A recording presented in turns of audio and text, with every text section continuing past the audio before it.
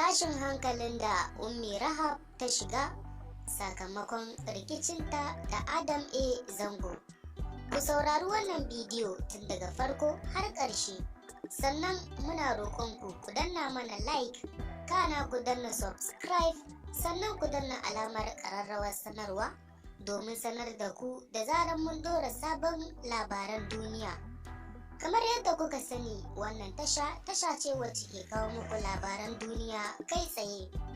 Tashin hankali da Ummi Rahab ta shiga tun bayan wallafa wani gajeren rubutu da jaruma Ummi Rahab ta yi a shafinta na Instagram. Jarumar take shan suka da zagi da cin mutunci daga wajen mutane daban-daban. A jiya ne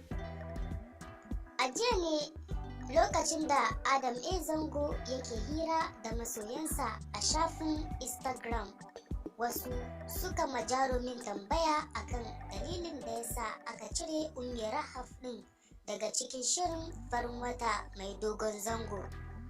Sai dai zangon ya ba da amsa kamar haka: a gaskiya mun samu matsala da Ummi ne, shi yasa muka cire ta, amma a duk lokacin da ta gyara abinda ta aikata za mu dawo da ita cikin shirin. Sai dai ba zan faɗi abin da ya janyo cire ta daga cikin shirin ba. Jarumar ta wallafa cewar inda Adam A. Zango